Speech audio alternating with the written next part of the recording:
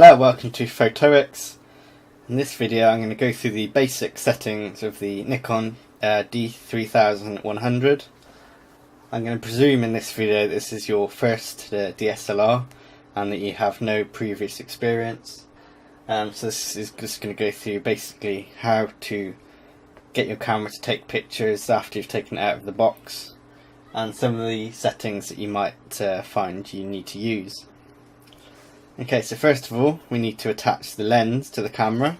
The lens I have here is the 18 to 55mm VR that came with the kit, and we need to attach it to the camera. So first of all we need to take off this cover, just twist it in the direction that the arrow shows you, and then you need to take off the rear cap of the lens. Again, twist it in the direction that the arrow shows, and then you'll see on the lens that there's a white dot, and you'll see on the camera that there's a white dot as well. Simply line up the two white dots and then twist the camera until you hear it click. So we'll do that again.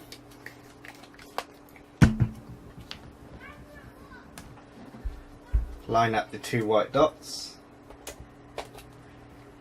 and then twist till you hear it click. Okay, so that's the lens now mounted on the camera. So let's turn the camera on now. Now I've got this set up in guide mode, which if you're new to photography I recommend that you start with first. As you can see, there's three different icons on the screen. It says shoot, view delete and setup. So we're going to go into shoot, so just press the OK button and you'll see it says easy operation, advanced operation or use a timer. So I'm going to go and press OK on easy operation, and then you'll get several different menu options again: auto, no flash, distant subjects, close-ups, sleeping faces, moving subjects, landscapes, portraits, night portrait. Now these are the sorts of types of photos that you might want to take. So choose the one that best suits the photo that you want to take, or if you're not really sure, go for auto. In this instance I'm just going to choose auto. The camera tells you then that the camera is now in auto mode. Simply press the shutter button to take pictures in almost any conditions. This means that the camera will set itself up for the optimum shooting of whatever subject you decide to take a picture of. And you've got two options again: more settings or start shooting. I'm going to click OK on start shooting, and then you get three more options: use the viewfinder, use live view or shoot movies. Now if you've never used a camera before, you might not be used to using the viewfinder, which is this piece here. So you might want to use live view, which displays the picture live on this big screen here. I'm going to go for use the viewfinder. I recommend that you try and get used to using the viewfinder. It's a much better way of working, I think.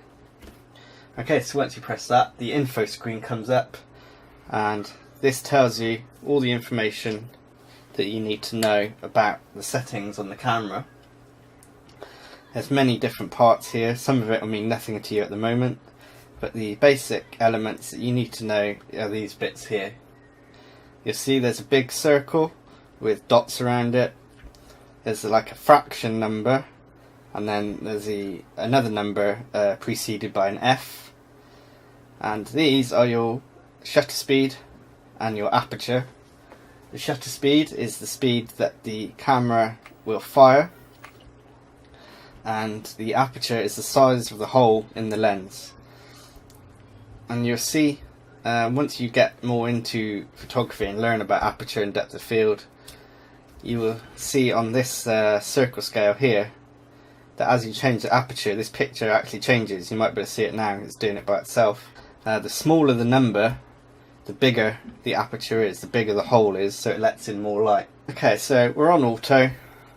got our lens on, the camera is ready to take a picture. It's set everything up for me, I don't need to do anything else at this stage. So to take the picture, you have to press this silver button, which is the shutter button, and that activates the autofocus. So just press it down halfway and you'll see and hear the lens make a noise for the autofocus.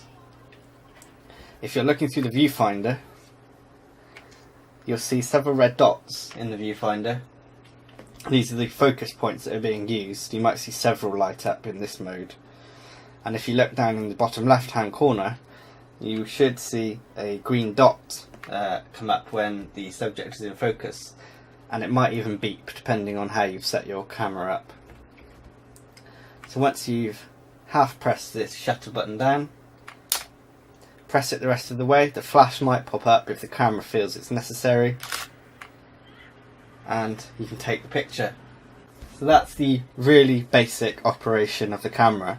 That is how to take a picture without doing absolutely anything to the camera at all. You don't have to know anything about the settings, you don't have to know anything about photography. That's just a point and shoot. Let the camera do everything for you. Once you've decided that you want to advance your photography a bit further, you have several options available to you. You can either stay in this guide mode, and instead of choosing easy operation, you can choose advanced operation, and you'll see this will give you several more options of different types of photos to choose from. You see it says soften backgrounds, bring more into focus, freeze motion of people, freeze motion of vehicles, and show water flowing. If we press OK on soften backgrounds, this then tells you exactly how to do that. So in this occasion, the camera won't set it up for you, but it tells you exactly what to do to get the effect that you're after.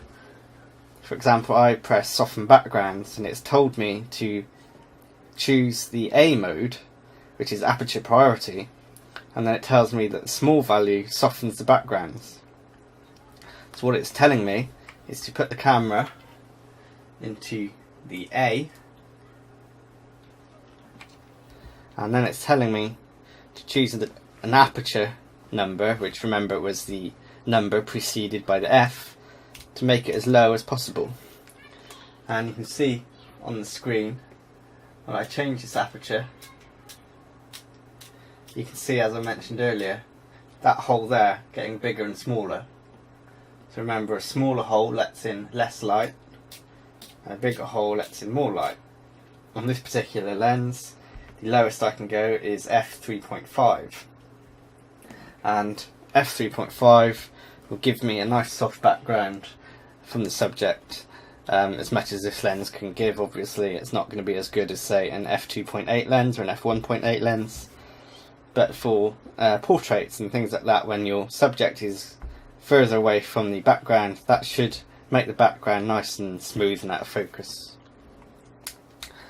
So once you've got yourself out of guide mode, which is the very basic